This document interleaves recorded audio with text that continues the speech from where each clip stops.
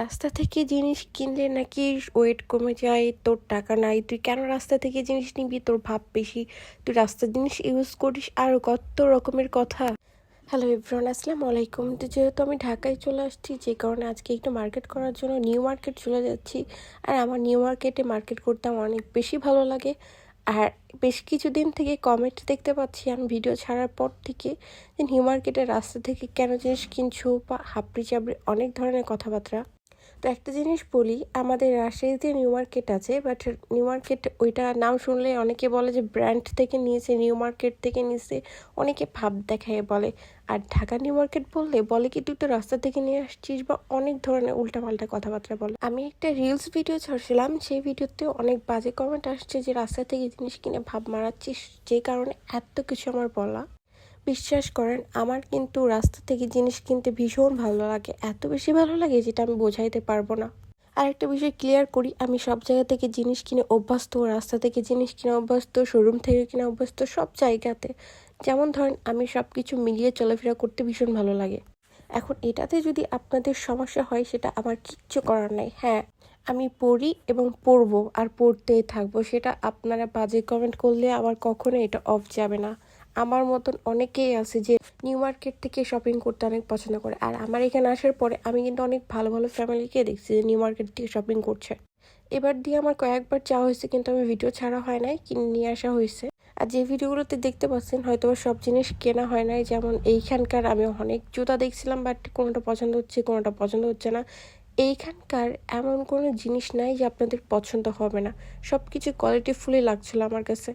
এবার আসি, এত কিছু না বকবক করে জিনিসের কেমন দাম আর কেমন কেমন জিনিস পাওয়া যায় সব ধরনের কথাবার্তা বলি এখন। আমার কাছে সবথেকে বেশি ভালো লাগে এখানকার ব্যাগগুলো অনেক সুন্দর হয়। এখন অনেকেই বলবে যে ব্যাগ কেন তুই রাস্তা থেকে নিবি। ভাই, আমার কিন্তু শোরুম থেকে অনেক ব্যাগ নিয়ে আসে, যে ব্যাগগুলো ইউজ করছি, আমার ভালো লাগছে। আর সেম নিউ মার্কেটে এসে আমি সেম সেম একই রকম ব্যাগ পেয়ে গেছি। আমি এখানে অনেক তফাৎ পাইছি, সেটা হচ্ছে দাম। আমাদের রাজশাহীতে অনেক বেশি দাম নেয় ব্যাগের। আর ড্রেস তো অনেক কম দামে পাওয়া যায়, কম দামের মধ্যে অনেক সুন্দর সুন্দর। যেমন ধরেন, স্টুডেন্টরা কলেজে বা ভার্সিটিতে বা টি শার্ট বা টপস বা টু পিচ এমন টাইপসের অনেক সুন্দর সুন্দর আর কম দামে পাওয়া যাচ্ছে। আমার তো মনে হচ্ছে যে আমি ঢাকাতেই সেটেল হয়ে যাব।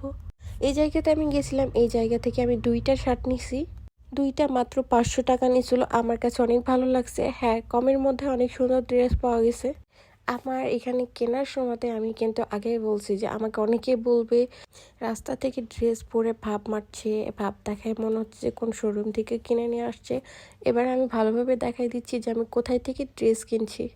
তো আরেকটা বিষয় আমি বলি, এখানে আপনারা চাইলে নিউ মার্কেটে যে অনেক সুন্দর সুন্দর ড্রেস পাবেন, এবং রাস্তাতে যেসব বিক্রি করে, রাস্তাতে কিন্তু অনেক ভালো ভালো জিনিস বিক্রি করে, যেগুলো দেখা যাচ্ছে শোরুমেও কিনে নিয়ে যে রাখছে।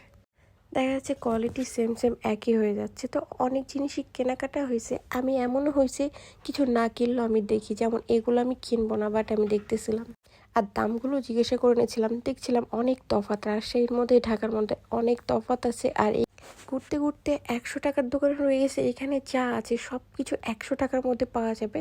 আসলে এখানে এমন কিছু জিনিস আছে যেগুলো আমি রাজশাহীতে নিয়ে যাইতে লাগে হয়তো বা ভেঙে যেতে পারে, এর জন্য আমি নিচ্ছিলাম না। উচ্চর অনেক জিনিস পছন্দ হয়ে গেছে। নেক্সট টাইমে আবার নিউ মার্কেট যাবো, অবশ্যই কিছু জিনিস আবার কিনে নিয়ে আসবো।